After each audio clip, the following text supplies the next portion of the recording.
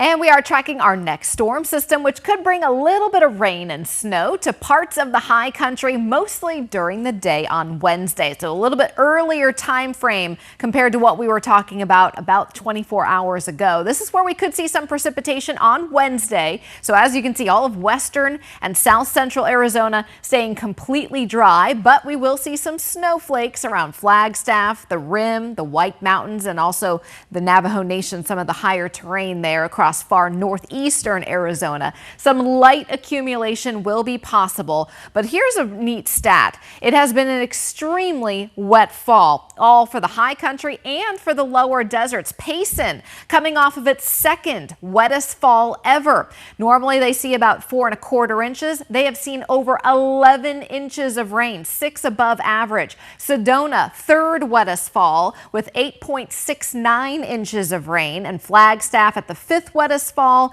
and even Page at the 8th wettest fall. So this has been pretty wet, not just for the high country, but check out Phoenix. It has been the wettest meteorological fall ever. So that's September, October, November. We got 6.31 inches, and we beat a record that was set back in 1939. So a very long-standing record. Now we are entering a very dry weather pattern. You can see no chance for rain. This is for the lower deserts, the valley. We are expecting dry conditions for about the next 10 days. We do have a weak La Nina pattern that is setting up, and what that means for us during the winter months is below average precipitation and above average temperatures. So this is our December, January, and February outlook.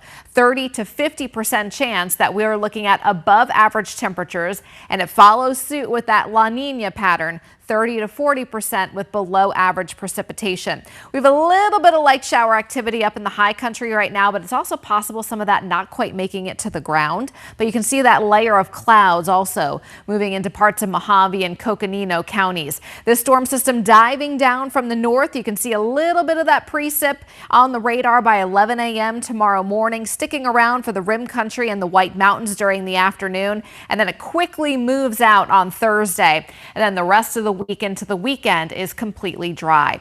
So here's our Flagstaff 7-day forecast. A ridge of high pressure builds in this weekend. Temperatures returning back to the 50s. And here in the valley, we're also returning to the mid 70s next week.